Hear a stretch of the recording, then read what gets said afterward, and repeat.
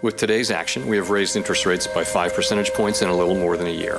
美国联准会宣布再添一码，这已经是1年多以来连续第10次升息。We look back in the early days of inflation, the Fed was using this term transitory to describe inflation because they thought a lot of the things that were causing prices to go up in the near term were related to the pandemic. They thought eventually that stuff would just dissipate. Well, it really hasn't. 光是看今年4月，美国商品价格就上涨13%，同时日用品杂货的价格也上升20%，汽油还有电费都上涨超过2%。很明显，通膨热度还是居高不下。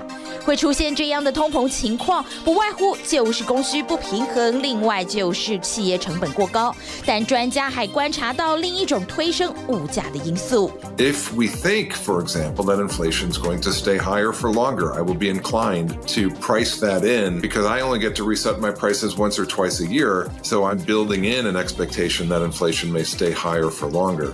Actually doing that may mean inflation stays higher for longer. 这种预期心理不只会让物价难以降温，还会造成恶性循环。It will make people think, well, I'm paying more for goods, so I need more money. And then in turn, business owners will say, my employees are going to come to me for raises, so therefore I need to raise prices. So you can see where this goes. It just creates kind of this vicious cycle. Economists will call it a wage price spiral. 专家就表示，预期心理造成的物价升高是其中一个原因，但更多的是人力缺口造成企业经营成本过高。There's a tension here. Workers have been steadily losing out for decades while firms are gaining more and more profit share. But the other problem is that the primary driver of inflation right now is not stuck supply chains, it's really the wage piece. 因为人力短缺，美国从2021年就开始薪资高涨，企业开缺新高，到今年就业市场才开始逐渐降温，薪资成长幅度放缓。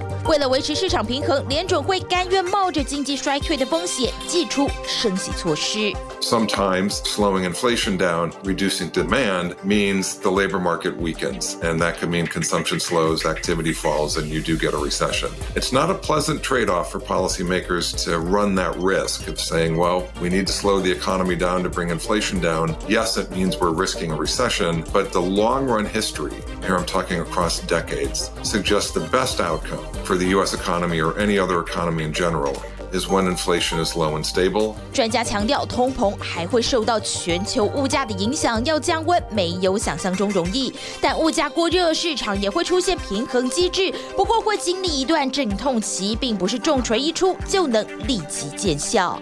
Eventually, prices will hit a point where consumers will just say, okay, enough, I'm not going to buy this good anymore. And that will result in some other things. Either consumers just won't buy anything. They'll just say, we're not going to buy cars anymore because car prices are too high. What consumers will sometimes do then is that they'll substitute. Instead of buying those higher priced goods, they'll buy lower priced goods. And that in turn will help kind of pull prices down. Obviously, if your goods aren't selling, what are you going to do? You're going to cut prices. 由于目前已经能看出升息让市场降温的迹象，包括4月份的消费者物价指数也达到2年来的新低。经济学家预估，最快今年底或是明年初就能让通膨降到2%的目标值。因此，普遍认为短期内联准会可能不会再升息，避免美国经济陷入衰退阴霾。TVBS 新闻综合报道。想看最完整的新闻内容，记得下载 TVBS 新闻网 APP。